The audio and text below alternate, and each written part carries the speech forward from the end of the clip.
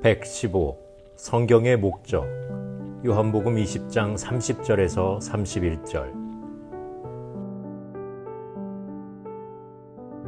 예수께서 제자들 앞에서 이 책에 기록되지 아니한 다른 표적도 많이 행하셨으나 오직 이것을 기록함은 너희로 예수께서 하나님의 아들 그리스도이심을 믿게 하려 하며 또 너희로 믿고 그 이름을 힘입어 생명을 얻게 하려 함이니라. 여기에서 말하는 이 책은 무엇을 가리킵니까? 우선 요한복음을 말하고 더 크게 말하면 성경입니다.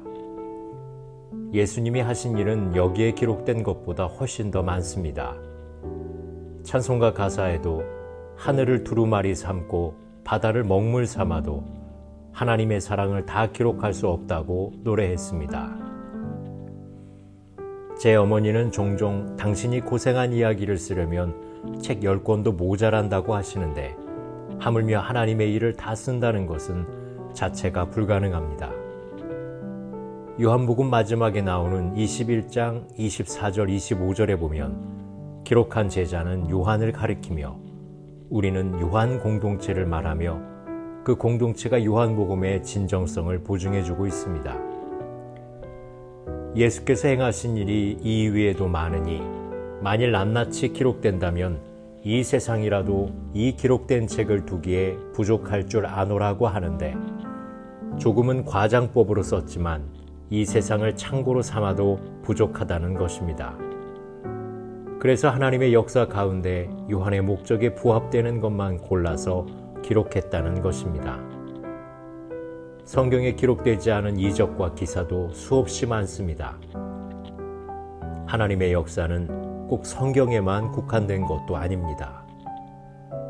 그렇지만 그 역사를 성경 말씀으로 분별해 볼 수 있습니다. 그리고 성경을 모두 알아야 구원을 받는 것도 아닙니다. 우선 핵심을 붙드는 것이 중요합니다.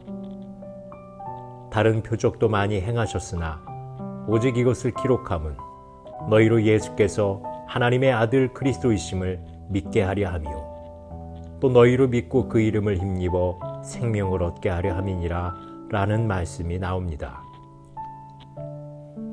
성경의 첫째 목적은 우리가 하나님의 아들 그리스도를 믿게 하는 것입니다. 예수님이 바로 하나님의 아들이요 예수님이 우리가 기다리던 메시아라는 것을 알게 하려는 것입니다. 성경 말씀을 읽고도 예수님을 모르면 잘못 읽은 것입니다. 성경을 읽고 다른 것을 전하면 잘못 전하는 것입니다. 성경의 목적에 맞게 가르쳐야 합니다. 성경의 목적은 역사, 철학, 과학을 가르치는 것이 아닙니다. 성경은 예수님을 알려줍니다. 예수님이 하나님의 아들임을, 예수님이 메시아라는 것을 가르칩니다. 이것은 단지 요한복음뿐만 아니라 다른 것도 마찬가지입니다. 성경을 가르칠 때도 목적에 맞게 가르쳐야 합니다. 모든 책은 저자의 의도를 알고 읽어야 제대로 이해하는 것입니다. 두 번째 목적은 예수님을 믿고 생명을 얻게 하려는 것입니다. 보통 생명이 아니고 하나님 나라를 들어갈 수 있는 생명입니다. 예수님의 이름에는 권세가 있습니다. 그 이름을 힘입어 능력이 나타납니다.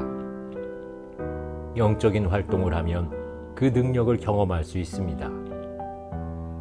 그 풍성한 능력과 삶을 현재부터 누려야 합니다.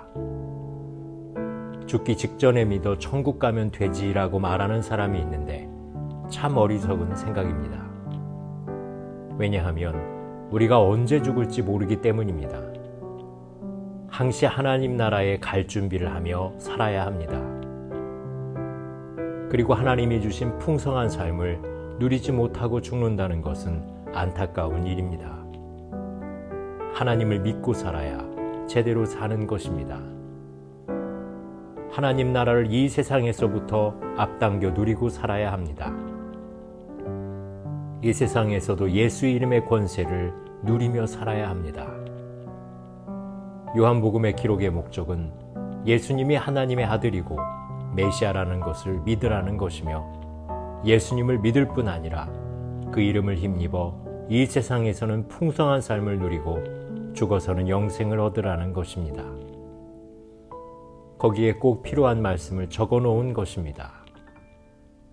이 말씀을 읽으며 이러한 것을 경험한다면 말씀을 잘 읽은 것입니다.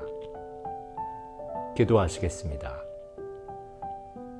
우리에게 예수님을 믿고 영원한 생명을 얻게 하시려고 말씀을 주신 것 감사드립니다. 이 말씀을 통하여 주시고자 하는 것 받았사오니 우리도 다른 사람들에게 이것을 전하는 사람이 되게 하옵소서. 예수님의 이름으로 기도드립니다. 아멘.